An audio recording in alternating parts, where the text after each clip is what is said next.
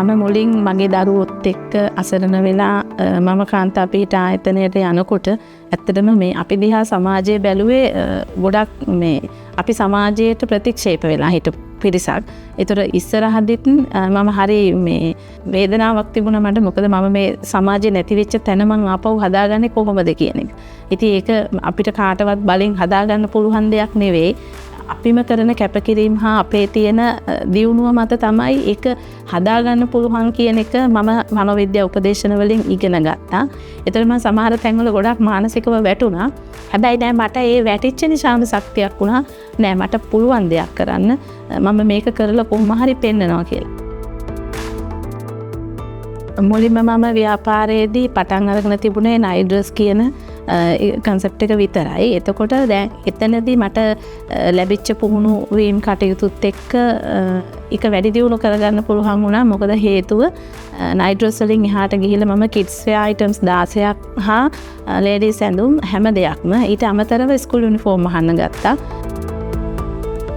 කාන්තා පීඨ ආයතනයේ මම සේවාලාභිනියක් වීම නිසා තමයි මට මේ අවස්ථාව ලැබුණේ.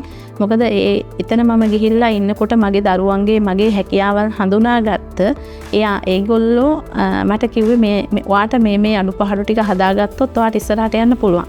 කොහොම හරි මට ෂෙල්ටර් හෝම් එකේ ඉන්නකොට මහන්න පුළුවන් කියලා දැනගත්තාම මේගොල්ලෝ මට ඒකට අවශ්‍ය පහසුකම් සලසලා දුන්නා. ඊට පස්සේ මගේ තියෙන තව දැනුම වැඩි දියුණු කරගන්න ඕන කියලා හිතාගෙන ඒ සඳහා මෙහෙම ව්‍යාපෘතියක් තියෙනවා අපි මෙතනදී ඔයාට මේක කරගන්න පුළුවන් වෙයි කියලා මගේ මානසිකත්වයේ එතෙන්ද ගොඩ නැගුවා.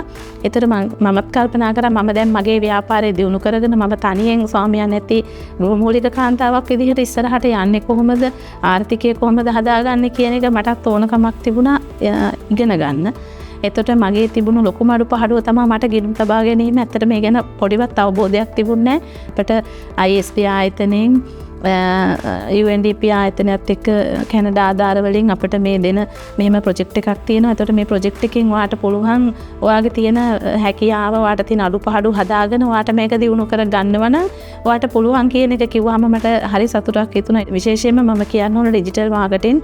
මොකද මම ඒක මගේ ඔළුවකවත් තිබුණ නැහැ මට ඒක පුළුවන් වෙයි කියලා. මොකද මට ඒ ගැන අවබෝධයක් නැති නිසා. හැබැයි මේ ඩිජිටල් මාකටිං කියන අවබෝධය ආවට පස්සේ මම දැන් වෙනම පේජ් එකක් හදලා ඔන්ලයින් බිස්නස් එක පටන් අරන් තියෙනවා. ඉතින් එතකොට මට ඒකෙන්දී ඒක හැන්ඩල් කරගෙන යන්න ලොකු ශක්තියක් වුණා මේ ආයතන වලින් මේ ලබා දුන්නු පුහුණුව. කාන්තාවක් විදිහට ස්වාමියා නැතුව සමාජයේ ජීවත් වෙනකොට විවිධ ප්‍රශ්න වලට භාජනය වෙන සමාජයක මගේ දරුවොත් පරිස්සම් කරගෙන මමත් ආරක්ෂිතව මොකද මම එදා ඉන්න තැන නෙමෙයි අද ඉන්නේ කියන එක ඒගොල්ලොන්ගෙම කියලා ඒගොල්ලෝ මට කතා කරද්දී මට ලොකු අභිමානයක්. ඇත්තටම අද වෙනකොට මොන හරි ප්‍රශ්නයක් ගමේ ඇති වුණත් මම ප්‍රජානායිකාවක් විදිහට මගේ ළඟට ඇවිල්ලා මේක කොහොමද කරන්නේ කොහොමද අපි මෙතෙන්ට මේ යොමු වෙන්නේ කියන එක මගෙන් අහන. ඔයා මේ විදිහට හිටපු කෙනෙක් අද ඔයා මෙච්චර ශක්තිමත් උනේ කොහොමද කියලා මගෙන් අහනකොට මට ලොකු ආඩම්බරයක් දැනෙනවා. මොකද ඒතකොට සමාජයේ තිබිච්ච අර මතේ නැති වෙලා මට අලුත් සමාජ වටපිටාවක් එක්ක හොඳ පිළිගැනීමක් හැදිලා තියෙනවා කියන එක මට දැනෙනවා.